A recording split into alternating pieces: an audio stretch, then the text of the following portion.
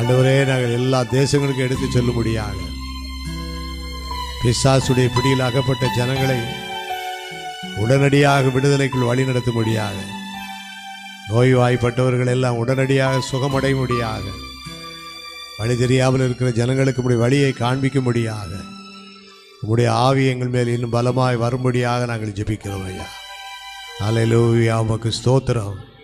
சத்திய வசனங்களை எங்களுக்கு போதிக்கப்படும்படியாக, சத்திய வசனங்களை எங்களுக்கு கற்றுக் கொடுக்கும்படியான நம்முடைய ஆவியை எங்கள் மேல் வைத்தருளும்படியாக ஜெபிக்கிறோம். ஸ்தோத்தரிக்கிறோம் ஐயா. ஆண்டவரே, தூய ஆவியானவரே, எங்கள் மேல் இறங்கும்படியாக ஜெபிக்கிறோம். தூய ஆவியானவரே, எங்கள் மேல் வரும்படியாக நாங்கள் ஜெபிக்கிறோம்.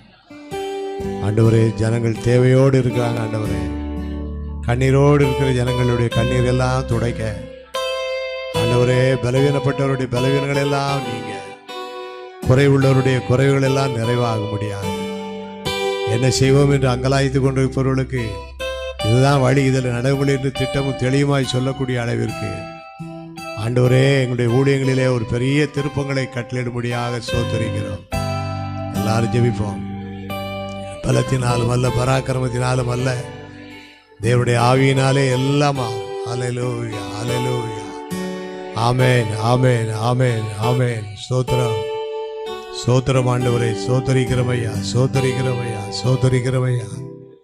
ஆண்டவரே, பவுல் அன்றைக்கு கேட்டது போல, நான் என்ன செய்ய சித்தமாக இருக்கிறீர் என்று கேட்டது போல நாங்கள் கேட்கிறோம். ஆண்டவரே, இதற்கு மேலாக நாங்கள் எப்படி வாழணும், இதற்கு மேலாக நாங்கள் எப்படி ஊழியம் செய்யணும், இதற்கு மேலாக எங்களுடைய வாழ்க்கையில் நீ வைத்திருக்கிற நம்முடைய சித்தம் திட்டம் என்ன என்பதை தெளிவாக எங்களுக்கு உணர்த்தி காட்டும்படியாக நாங்கள் ஜெபிக்கிறோம்.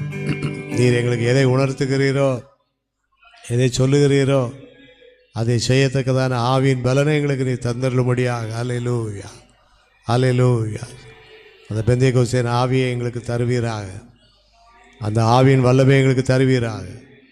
இன்னும் அதிகமாக தரும்படியாக ஜெபிக்கிறோம். இன்னும் அதிகமாக ஆண்டவரே, ஆவியிலே நிறைந்திருக்க எங்களுக்கு உதவி செய்வீராக. என்னுடைய ஜெபங்கள் எல்லாம் ஆவியிலே நிறைந்த ஜெபங்களாக இருக்கட்டும். என்னுடைய வாழ்க்கையெல்லாம் ஆவியில் நிறைந்த வாழ்க்கையாக இருக்கட்டும் ஐயா. என்னுடைய வார்த்தை, நடக்கை, அன்பு, ஆவி, விசுவாசம், கற்பு எல்லாமே